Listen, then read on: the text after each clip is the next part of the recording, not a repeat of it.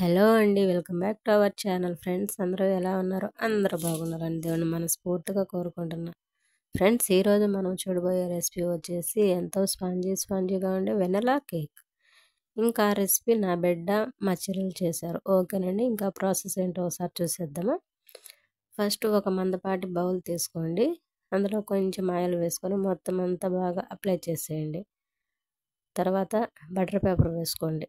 Butter paper లేకపోతే ఆ ప్లేస్లో కొంచెం గోధుమ పిండి కానీ లేదా మైదా పిండి కానీ అంత బాగా చల్లుకొని పక్కన పెట్టేసుకోండి.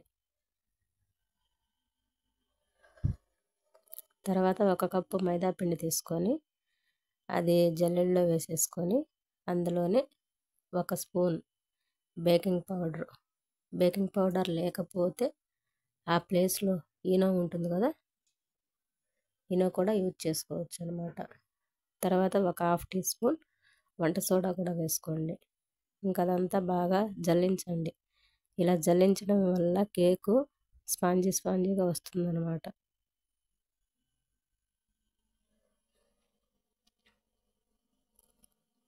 ఇలా అంతా జల్లించేసి మొత్తం అంతా ఒక బౌల్లో తీసుకొని పక్కన పెట్టేసుకోండి.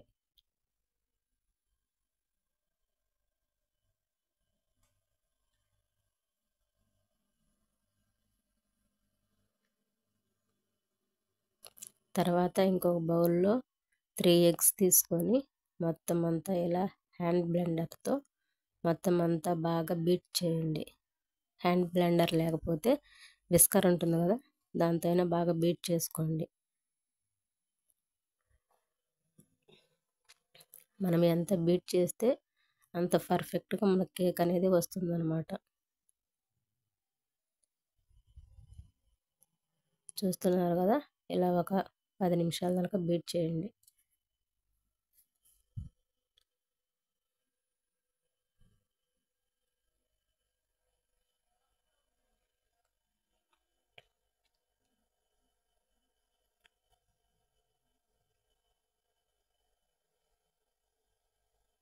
ఇలా బీట్ చేసుకొని పక్కన పెట్టేసుకోండి. తర్వాత మనం ఏ కప్పుతో అయితే మైదా తీసుకున్నామో అదే కప్పుతో సగభాగం చక్కెర తీసుకొని అది మిక్సీలో వేసుకొని మెత్తగా పౌడర్ చేసుకోండి.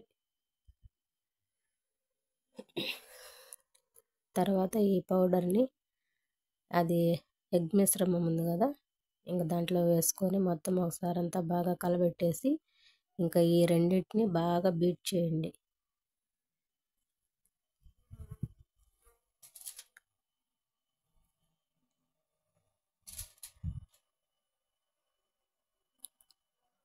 మనం ఇలా బీట్ చేసే కొద్దీ మనకు అది క్రీమ్ ఉంటుంది కదా, క్రీమ్ టైప్ వస్తుంది.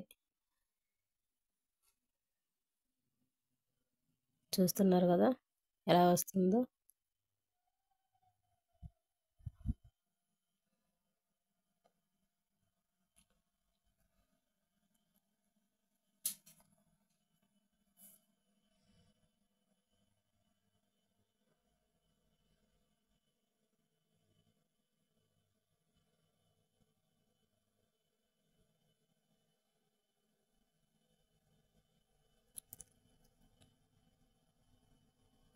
ఇలా మొత్తం అంతా బాగా అది క్రీమ్ లాగా వచ్చేంత వరకు బీట్ చేసేసుకొని అందులోనే ఒక స్పూన్ వెనిలా ఎసెన్స్ ఉంటుంది కదా, అది వేయండి. ఇది వేయడం వల్ల మనకు ఎగ్ స్మెల్ రాదనమాట. అది వేసుకొని ఇంకంతా మొత్తం అంతా బాగా ఒకసారి కలబెట్టండి.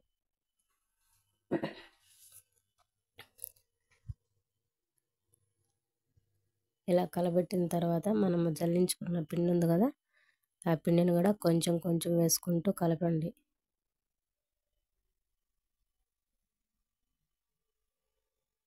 మొత్తం అంతా ఒకేసారి వేస్తే గడ్డలు కడుతుంది, మనము ఫ్రీగా అంతా మిక్స్ చేయలేమన్నమాట. ఇలా కొంచెం కొంచెం వేసుకుంటూ బాగా మొత్తం అంతా మిక్స్ చేసేయండి.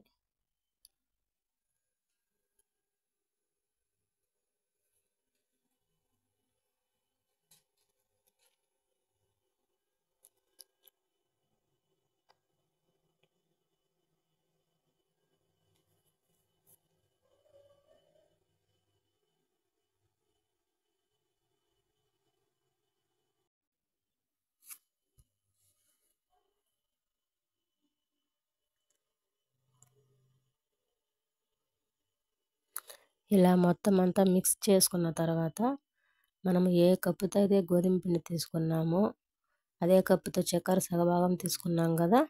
తర్వాత అదే కప్పుతోనే కాలు భాగం ఆయిల్ తీసుకొని ఇంకా అది ఆయిల్ వేసేసుకొని మొత్తం అంతా బాగా మిక్స్ చేసుకోండి.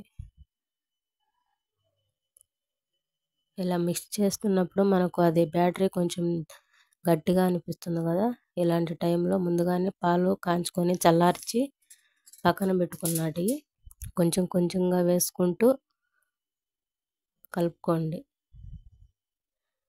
మొత్తం అన్నీ ఒకసారిగా పోసుకోవద్దు, కొంచెం కొంచెంగా వేసుకుంటూ మిక్స్ చేసుకోండి.